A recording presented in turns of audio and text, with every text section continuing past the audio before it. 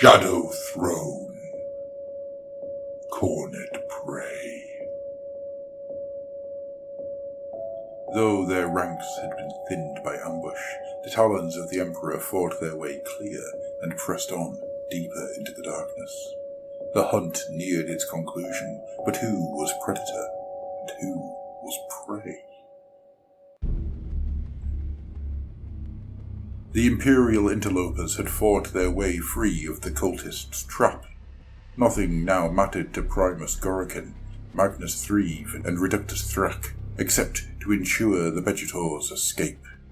To this end, they did not fight to the last in the collapsed chamber, and instead led their surviving followers into a fighting retreat that Thrake covered with further concealed explosives. As they fled down through the lost shadowy tangle of passages that led to the Vegetors' throne room, they felt their master's mind brush their own. There was still a last cunning plan, it told them. The risks would be great, and few, if any of them, would live through it.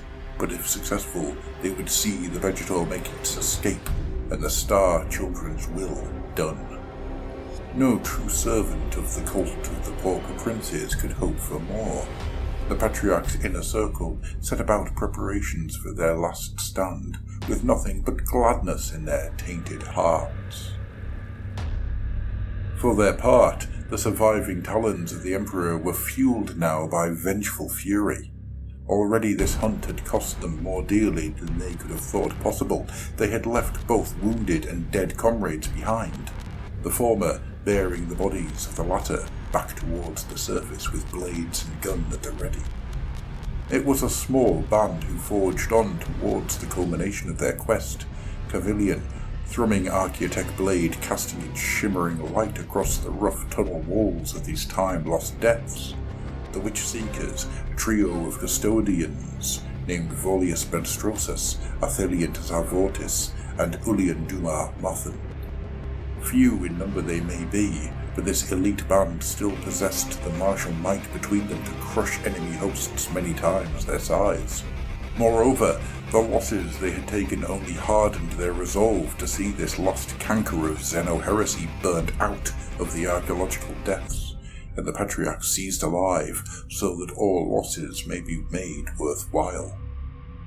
The small band made their way down eroded stairways and spiralling ramps, passing dormant machineries that had likely been ancient when the Emperor bestrode the stars. They passed through deep drifts of dust, likely all that remained of ancient bones and precious tomes long lost to the eons.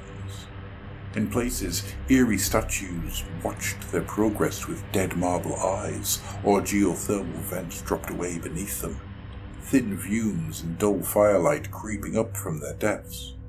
Still, the intruders saw no sign of the foe. At last they entered a slanted and broken series of chambers with tiled floors and arched ceilings. Xenobiological tendrils wound along the walls, gathering to turn doorways into drifting masses of unclean fronds. Bioluminescence pulsed through stretched membranes of what looked to be human skin. Blood-warm winds stirred the air, and humidity clung to skin and drooled down armor plates. The quarry was close. The attack, when it came, was sudden but not unexpected. 1 minute the tunnels and chambers were empty, but for the hollow echoes and the prowling Imperial hunters.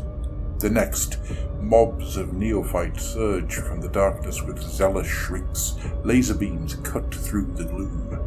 Grenades span through the air to detonate with fiery ferocity. The talons of the Emperor reacted with inhuman swiftness, scattering and returning fire against their attackers. The custodians played their storm bolters along the packed masses of their foes, hammering them with explosive shells, even as they scanned furiously for the larger silhouette of the Patriarch. Stepping through a darkened doorway, Magus Threve raised his stave and focused his powers through it. Indistinct whispers filled the air as he sent his consciousness questing out, seeking to break through Cavilian's ironclad will and compel him to turn his Archaeotech blades against his fellows. The Blade Champion faltered as the psychic assault battered against his defences, but before either side could prevail, the Silent Sisters stepped forward to flank him. Threve recoiled from their null aura, clawing at his skull with one hand and almost dropping his staff. The Magus melted back into the shadows, chased by gouts of fire from the Witchseeker's flamers. Carvillion shot the sisters a nod of thanks before pressing deeper into the lair, seeking the Patriarch. He met Primus Gorgon instead, the cult commander lunging from the darkness to lock swords with the Blade Champion. As the battle waged on, the Genestealer cultists driven steadily back towards the Patriarch's room, there was no sign of the Vegetor itself. The hunters began to wonder whether their prey had fled, yet still, the warnings charmed. It still lurked close. What they did not realize was that the monster was stalking them from above. It crawled through hidden ducts, squeezing its huge body through impossible spaces, cutting a trail through the dust of millennia as it awaited its chance to strike. Just let the enemy advance a little deeper into its lair, let them become but a little bit more strung out, then it would burst forth and tear them limb from limb.